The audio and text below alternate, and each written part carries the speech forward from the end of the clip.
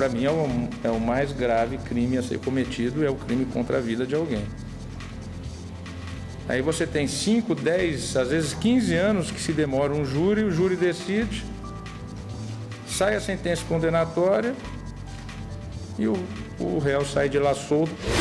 Por lei, todos os lixões deveriam ter sido fechados até 2014. Mesmo assim, o Brasil ainda tem quase 3.000 aterros irregulares.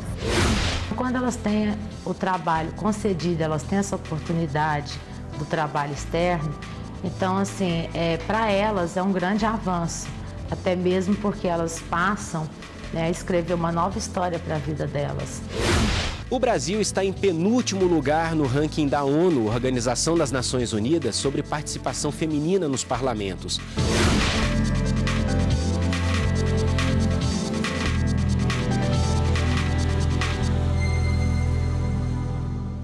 Olá, boa tarde. Começa hoje a 8ª Semana Nacional da Execução Trabalhista, promovida pelo Conselho Superior da Justiça do Trabalho, em parceria com os TRTs de todo o Brasil. O objetivo é pôr fim ao maior número possível de processos em fase de execução, que é quando se dá o cumprimento do que foi determinado pela Justiça. E quem está lá no TST ao vivo e tem as informações é a repórter Gisele Mourão. Boa tarde, Gisele. Boa tarde, Galton. Boa tarde a todos. Com o slogan Sempre há uma saída, a 8ª Semana Nacional da Execução Trabalhista vai intensificar a busca de bens de devedores para que haja uma solução definitiva para a quitação de processos na Justiça do Trabalho. Neste ano, os 24 TRTs, juntamente com as varas do trabalho de todo o país, vão concentrar esforços no rastreio e bloqueio de bens dos devedores, realizar leilões e aplicar outras ações para que os processos que estão em fase de execução sejam finalizados, ou seja, para que as dívidas sejam pagas. No ano passado, foram arrecadados mais de 819 milhões de reais para o pagamento de dívidas trabalhistas. Eu volto com você, Galton. Obrigado, Gisele. Imagina só, você faz o vestibular, passa e quando vai começar o curso, a faculdade simplesmente avisa que não tem mais o horário que você escolheu. Pois é, ocorre mais do que se imagina. E para o Tribunal Regional Federal da Primeira Região, o estudante deve continuar na faculdade durante o turno que prestou o vestibular. Nayá escolheu com todo cuidado a faculdade onde iria começar o curso de jornalismo, passou no vestibular, fez a matrícula, pagou a mensalidade, tinha até a grade horária definida. Estava tudo certo para iniciar o nível superior, mas quando faltava pouquíssimo tempo para começar as aulas, veio a notícia inesperada. Eles falaram que não teria como, que não fechou turma e não tinha como abrir com poucas pessoas. Aí eles me indicaram para que eu fosse fazer publicidade na mesma faculdade ou que eles iam devolver meu dinheiro, tudo mais, cancelar o contrato para poder procurar outra faculdade. Ela optou pela devolução do dinheiro, mas ficou frustrada com a situação. Me senti muito lesada, assim, porque eu na época era muito nova, então eu não entendia, mas o meu pai mesmo, ele ficou muito bravo, porque ele falou, poxa, eu corri atrás do dinheiro para pagar a mensalidade, eu fechei o contrato, demandei um tempo para isso, e aí, por que a faculdade não me avisou antes? A faculdade podia ter avisado, olha, tem pelo menos a possibilidade de não abrir uma turma. Há outros alunos em situações iguais ou até piores. Em Minas Gerais, um estudante recorreu à justiça para garantir o direito de concluir o nível superior no horário para o qual prestou o vestibular e se matriculou. Ele estava prestes a começar o 6º semestre do curso de Administração de Empresas quando a faculdade alterou unilateralmente o horário de aulas, transferindo os alunos do turno matutino para o noturno. Inconformado, ele procurou o judiciário. Já em primeira instância, foi assegurado o direito do estudante de continuar no período da manhã. A instituição de ensino recorreu ao TRF da Primeira Região, mas, por unanimidade, a 5ª turma do tribunal negou o recurso de apelação e manteve a sentença. O relator, desembargador federal Souza Prudente, destacou que a alteração de horário priva os estudantes do acesso à educação, pois, tendo ingressado em determinado curso e turno, os alunos já agendam compromissos regulares diários condicionados ao período contratado. Este advogado orienta sobre os cuidados que podem ser tomados para evitar casos como estes. O ideal é que o aluno, quando for prestar o vestibular e eventualmente fazer sua matrícula, busque se informar junto à universidade, junto aos próprios colegas, sobre o histórico daquela instituição de ensino, se é uma instituição que tem já precisou fechar alguns cursos por determinada falta de demanda de alunos, se é uma instituição ou se é uma instituição que tem o histórico de manter integralmente os cursos nos turnos que foram prometidos, né? A participação efetiva das mulheres na política está longe de ser uma realidade aqui no Brasil. O país aparece em penúltimo lugar no ranking da ONU. Para reverter esse quadro, a Justiça Eleitoral impôs aos partidos brasileiros a obrigação de preencher uma cota mínima de 30% de candidaturas femininas. Os números do Tribunal Superior Eleitoral confirmam: a democracia representativa brasileira ainda está longe de ser uma representação fiel da população. Enquanto as mulheres correspondem a 52,5% dos eleitores, elas são apenas 31,4% dos candidatos. O que os partidos dizem é que há um desinteresse das mulheres em participar ativamente da vida política. O Brasil está em penúltimo lugar no ranking da ONU, Organização das Nações Unidas, sobre participação feminina nos parlamentos. Ocupa a 32ª posição em uma lista de 33 países. Apenas Belize está atrás do Brasil. Por isso, a Justiça Eleitoral impôs aos partidos brasileiros a obrigação de preencher uma cota mínima de 30% de candidaturas femininas. E essa cota vale também para o uso do dinheiro público destinado às campanhas. Em se tratando de fundo partidário, a penalidade é o perdimento no ano seguinte de 1 a 12 meses do repasse que deveria ser feito. Então, vai se analisar a proporcionalidade. Em relação ao FEFEC, a resolução trouxe uma penalidade um pouco mais severa. A própria resolução previu que, não sendo aplicado corretamente os recursos do FEFEC, na questão do gênero especificamente, os beneficiários ou os responsáveis sofrerão as sanções do artigo 30A da Lei das Eleições, que significa na não diplomação, caso ele ainda não tenha sido diplomado, e caso já tenha sido diplomado, na cassação do diploma. A cota de 30% de candidaturas femininas ainda não se traduz em participação efetiva das mulheres nos parlamentos brasileiros. Apenas 10% dos parlamentares eleitos são do sexo feminino. Infelizmente, a nossa cultura ainda acha que política não é uma coisa para mulheres, né? É uma coisa masculina. E depois do intervalo, eles não deveriam mais existir? A realidade é bem diferente. Por lei, todos os lixões deveriam ter sido fechados até 2014. Mesmo assim, o Brasil ainda tem quase 3.000 aterros irregulares.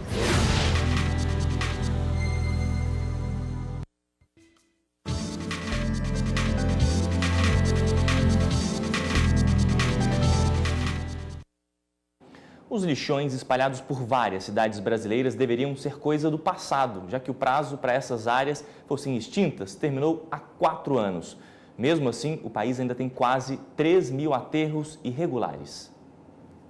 Segundo o relatório da Associação Brasileira de Empresas de Limpeza Pública e Resíduos Especiais, 18% do lixo produzido no país estão sendo depositados em aterros irregulares. Hoje, no Brasil, 1.610 municípios não têm políticas adequadas para a gestão desse tipo de material. Por lei, todos os lixões deveriam ter sido fechados até 2014. O prazo foi dado pela Política Nacional de Resíduos Sólidos.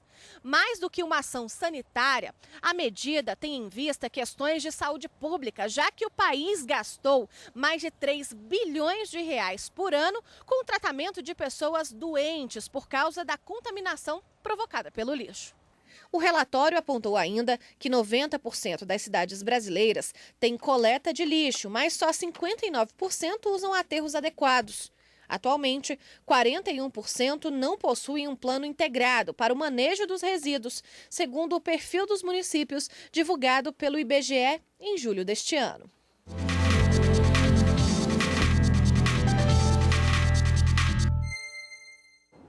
E hoje, aqui na bancada do Jornal da Justiça, o advogado Rodrigo Justo. Boa tarde, obrigado pela presença. Boa tarde. A gente viu aí na reportagem quase 3.000 lixões, sendo que existe essa lei e o prazo para que já não existisse mais acabou tem 4 anos. Por que isso ainda acontece? Bem, a questão do lixo é um problema histórico, né, no país, né? E nota-se o lixão, a diferença do lixão e do aterro sanitário é que no lixão o lixo ele é despejado da mesma forma como a gente vê ele lançado no caminhão. É tudo jogado lá, fica exposto.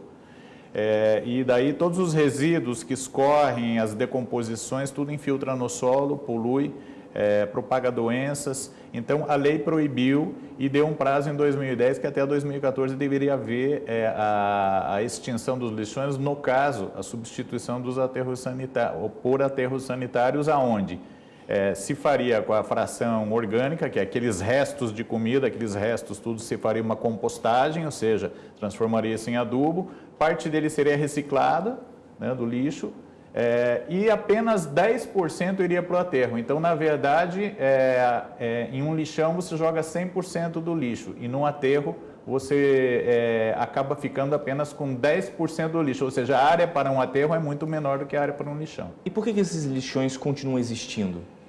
Os custos de implantação do aterro, né? A lei veio em 2010 e nota-se que esses lixões eles estão, na maior parte, em pequenos municípios. Veja que até Brasília, até 2 anos, tinha todos os lixões funcionando. Aqui era o maior lixão, né, da América Latina, era aqui dentro da capital do país. Então, nós vemos que a questão da falta de recurso, a falta de planejamento, muitos prefeitos dizem, quando eu recebi a prefeitura, isso já estava aqui, não fui eu que trouxe esse problema.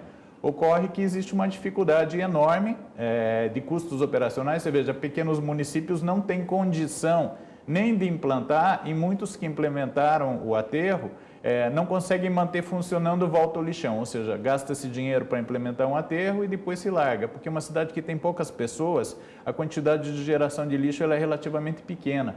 E o serviço de gerenciar um aterro para um pequeno município, por isso a legislação diz que pequenos municípios devem se unir e fazer um aterro só. E quando eu faço um aterro só entre 2 municípios, significa que eu tenho um custo de transportar esse lixo e fazer tudo isso. E não são poucos os problemas quando uma população inteira descarta lixo no lugar que não é adequado, né, doutor? Exatamente. Nós temos 2 problemas. Nós temos o descarte inadequado, que é cidadãos, pessoas jogando no terreno baldio, né? A gente vê isso, né? Vai ao terreno próximo. Esse é um problema que envolve muito a questão da deficiência da coleta, né? Pelo município, né? E temos também o lixão, que as pessoas veem o seu lixo recolhido, só que ele tem uma destinação indevida, incorreta, e que ela vai trazer problemas de saúde que custam bilhões de reais por ano. Ou seja, se o Brasil resolvesse o problema dos lixões e da água, da contaminação por esgoto, sobraria muito dinheiro para o SUS cuidar das outras doenças. Doutor, obrigado pela sua entrevista aqui no Jornal da Justiça. Você com certeza já ouviu uma paródia em campanha publicitária, né? Então, em um julgamento do STJ, os ministros da 3ª turma consideraram que o uso da paródia em campanhas com fins comerciais não viola os direitos autorais da obra original.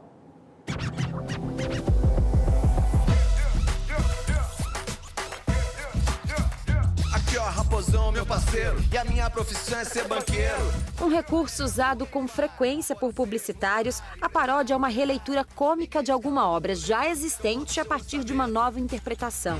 A paródia é um recurso que, desde o início da publicidade, a gente usa justamente para trabalhar com essa coisa da releitura, do reconhecimento, usar de uma obra que já tenha um conhecimento amplo, justamente para a gente ter um recall, para as pessoas se identificarem com aquilo e a partir daquilo a gente faz uma modificação, uma nova abordagem do tema. Tanto obras musicais como audiovisuais ou literárias podem ser parodiadas.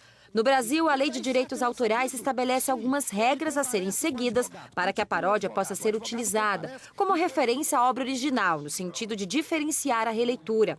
A paródia também não pode sugerir descrédito ou diminuir o valor e importância da obra original. Quando você se utiliza de um recurso estético desse como a paródia, você tem que entender, tem um limite do bom senso de como utilizar aquilo, né? Assim, o grande lance é: a gente usa mas como utilizar isso, aí vai depender muito do bom senso e, obviamente, a gente faz testes com a criação, a gente não é uma coisa que sai da nossa cabeça e vai direto para o ar. Recentemente, o STJ julgou o recurso especial da gravadora Universal Music do Brasil, que pedia a retirada de propaganda de uma empresa do ramo alimentício que parodiava a música Garota de Ipanema, dizendo: olha que couve mais linda, mas cheia de graça. Como detentora de 50% dos direitos patrimoniais da canção de Tom Jobim e Vinícius de Moraes, a gravadora ajuizou a ação contra a empresa e a agência de publicidade, pedindo a suspensão da divulgação da peça publicitária e também indenização por danos morais e materiais pelo uso não autorizado da obra.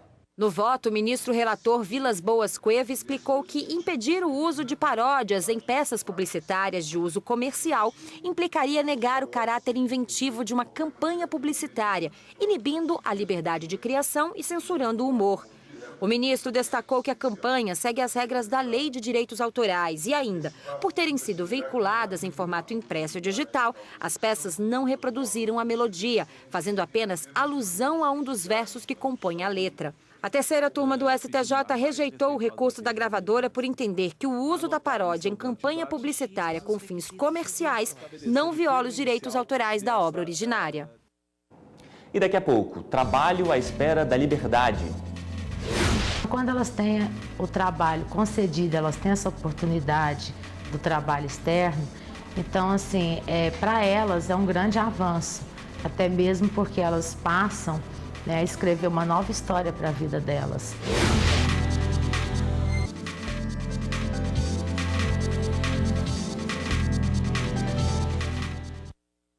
E nós já mostramos aqui no Jornal da Justiça os principais problemas encontrados pelo CNJ nos presídios femininos brasileiros. Na última reportagem especial sobre o tema, vamos mostrar que o trabalho pode ser a esperança de uma nova vida para essas mulheres. Evne Araújo. Processos e mais processos. Eles não param de chegar no Supremo Tribunal Federal.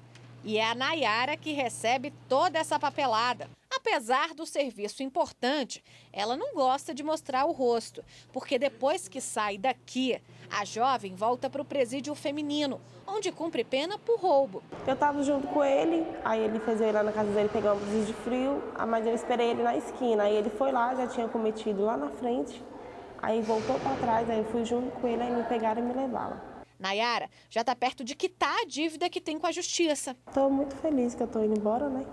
E não espero voltar para cá mais. No gabinete do ministro Gilmar Mendes, outra Nayara. Só que esta toma conta das demandas administrativas. O emprego veio num momento especial. Ela está prestes a ter a liberdade de volta. A nova secretária também preferiu não se identificar. Sabe que a sociedade ainda tem muito preconceito com quem cumpre pena por qualquer crime. Quando eu saí, eu me senti um pouco oprimida. Oprimida, assim, no termo assim, de meio que falar com as pessoas, meio que ver as coisas, porque era como se fosse tudo novo, mas era tudo velho. Quando as presas são beneficiadas com regime semiaberto, o caminho delas é este. Deixam as grades para trás rumo a uma nova oportunidade, o mercado de trabalho.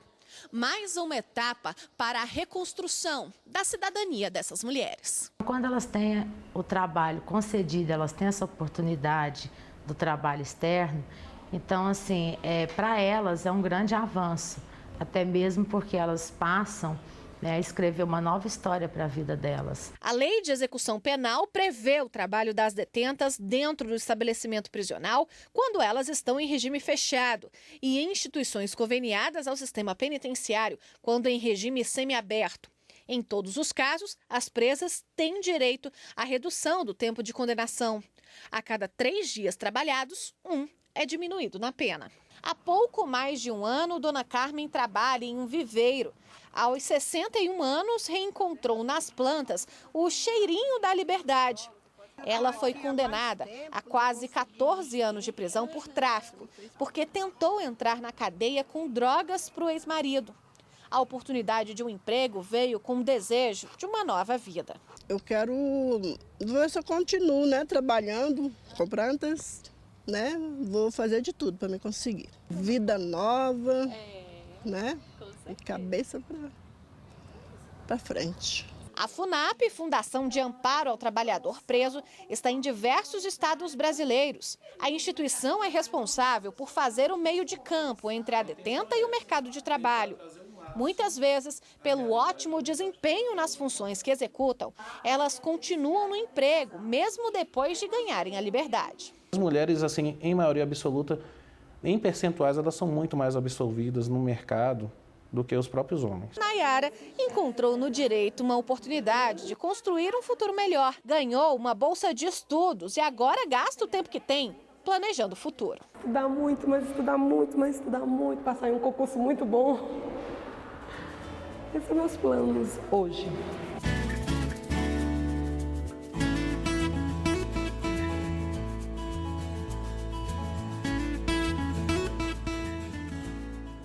O presidente do Supremo Tribunal Federal, ministro Dias Toffoli, participou de um café da manhã com jornalistas que cobrem o judiciário. Toffoli deu a primeira entrevista coletiva e é o que a gente vai ver agora na reportagem. Do recurso extraordinário em agravo, chamado ARE, a classificação ARE, na área civil, 99,1% deles são negados provimentos, com consequente confirmação do resultado em segunda instância. O que nós vamos propor, e já conversei com vários colegas, é uma programação para que a presidência, através do núcleo que já existe de análise destes tipos de processos, desses tipos de feitos, já faça a análise de todos esses casos, evitando e diminuindo a distribuição desses feitos aos relatores. Representativos da controvérsia são recursos extraordinários indicados pelos tribunais de origem como representativos da controvérsia. O que vamos propor? Consolidar a gestão da repercussão geral já realizada pelos tribunais regionais, estaduais e turmas recursais. De que forma? O processo indicado pelos tribunais como representativo da controvérsia será encaminhado à presidência para avaliar a pertinência de inclusão no plenário virtual pelo próprio presidente. Reconhecida a repercussão geral, será distribuída, então, entre os ministros para julgamento do mérito nos termos regimentais. O efeito também é uma celeridade nas resoluções dos temas que mais impactam os tribunais. Não há Suprema Corte no mundo que tenha a quantidade de processos que nós recebemos e que nós temos que julgar. E a ampliação do plenário virtual, na medida em que o feito fica 20 dias sob análise, com a possibilidade de se verificar o voto do colega, analisar, debater, que isso facilita a dialética, a contraposição, enfim, a pluralidade que é tão necessária numa corte.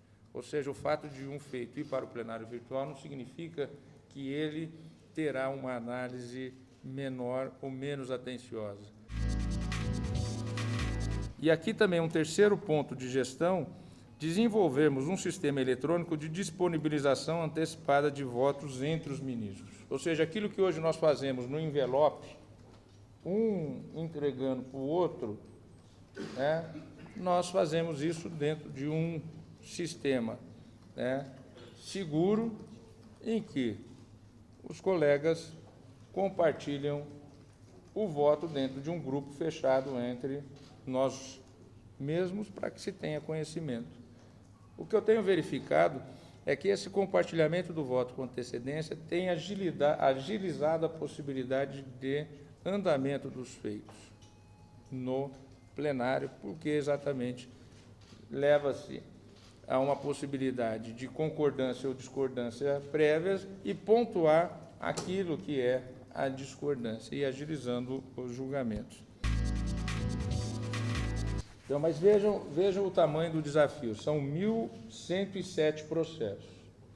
Se nós tivermos aí uma média de julgar 3 por sessão física, é inviável. Esse número, quando terminar a minha gestão daqui a 2 anos, ele estará em mais de 1.107.